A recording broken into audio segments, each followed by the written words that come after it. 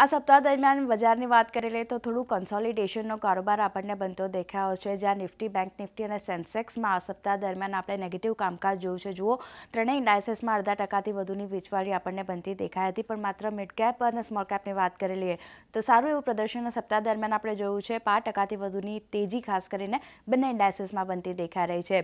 આજના દિવસની ખાસ કરીને વાત કરી લઈએ તો આજે છેલ્લા કલાકોમાં નીચલા સ્તરેથી ઘણી સારી રિકવરી આપણને બજારમાં આવતી દેખાય, અને ખાસ કરીને નિફ્ટીની વાત કરી લઈએ ફરી એકવાર જે લેવલ્સ છે 25,400 એની ઉપર ક્લોઝિંગ આપવામાં નિફ્ટી સફળ રહ્યું છે, જ્યારે બેંક નિફ્ટીની વાત કરી લઈએ 57,000ની ઉપરનું ક્લોઝિંગ આપવામાં બેંક નિફ્ટી પણ સફળ રહેતું દેખાયું છે. અને મિડ કેપ સ્મોલ કેપની વાત કરી લઈએ ત્યાં થોડુંક એક રેન્જમાં કામકાજ રહ્યું છે, પણ ખાસ કરીને સ્મોલ કેપમાં ફ્લેટ ટુ પોઝિટિવનું ક્લોઝિંગ જે છે તે આપણને આવતું દેખાયું. તો આજના બજારની સ્થિતિ પણ એક સારી એવી આપણને રહેતી દેખાઈ હતી.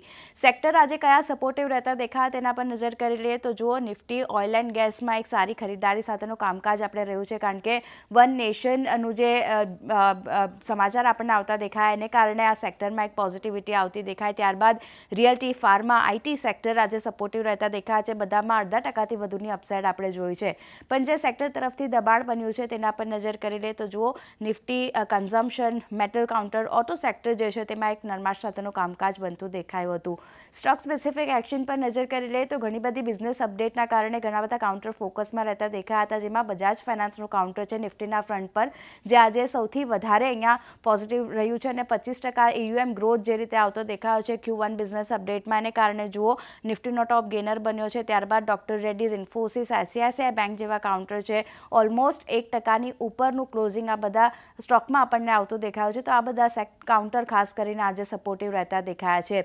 વાત કરી લઈએ કયા કાઉન્ટર ઘટ્યા છે નિફ્ટીના ફ્રન્ટ પર. જુઓ, ટ્રેન્ડનું કાઉન્ટર છે. અહીંયા ખાસ કરીને મેનેજમેન્ટની નબળી કમેન્ટ્રી સાથે જ બ્રોકરેજ હાઉસ દ્વારા ડાઉનગ્રેડ જે રીતે કરવામાં આવ્યું છે એને કારણે સ્ટોકમાં એક નેગેટિવ કામકાજ અને ઓલમોસ્ટ 11.5%થી વધુની વેચવાલી સાથે નિફ્ટીનો ટોપ લૂઝર આજે ટ્રેન્ડ આપણને બનતો દેખાયો હતો. ત્યારબાદ ટાટા સ્ટીલ નફા વસૂલીનું દબાણ અહીંયા પણ બનતું દેખાયું હતું. આઈશર મોટર્સ, મારુતિ સુઝુકી જેવા કાઉન્ટર છે 0.5%થી 1% સુધીની વેચવાલી આ બધા કાઉન્ટરમાં આપણને બનતી દેખાઈ હતી.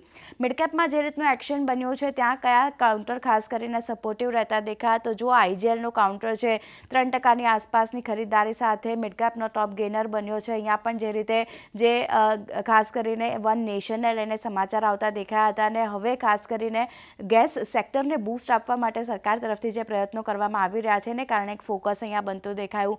Mankind pharma, Glenmark pharma, Aurobindo pharma જેવા કાઉન્ટર 3%થી વધુની અપસાઇડ આપણને બનતી દેખાય છે, તો અહીંયા પણ એક નજર રાખવાની રહેશે. પણ જે કાઉન્ટર એ નથી સપોર્ટ કર્યો મિડકેપમાં, જે ટોપ લૂઝર બન્યા છે તેના પર નજર કરી લઈએ. BSE લિમિટેડનું કાઉન્ટર છે. અહીંયા જે રીતે આપણે સમાચાર જોયા છે આજે તમામ જે કેપિટલ માર્કેટ સાથે કંપનીઓ જોડાયેલી હતી એને કારણે એક નેગેટિવિટી સ્ટોકમાં આપણને બનતી દેખાય છે.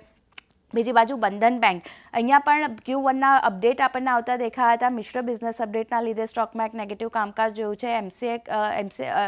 મેક્સ ફાઇનાન્શિયલ અને નાયકા જેવા કાઉન્ટર છે ઓલમોસ્ટ 1%થી લઈને 2% સુધીની વેચવાલી અહીંયા પણ આપણને બનતી દેખાડે છે. તો આ બધા શેર્સ આજે ખાસ કરીને મિડકેપના ટોપ લૂઝરમાં આપણને આવતા દેખાયા છે. પણ ઓવરઓલ વાત કરી લઈએ છેલ્લા કલાકોમાં સારી એક રિકવરી બજારમાં જે રીતની આવતી દેખાઈ રહી છે. નિફ્ટીના ફ્રન્ટ પર ખાસ કરીને 25,400ની ઉપરનું ક્લોઝિંગ અને બેંક નિફ્ટી ખાસ કરીને 57,000ની ઉપરનું ક્લોઝિંગ આપવામાં સફળ રહ્યા છે.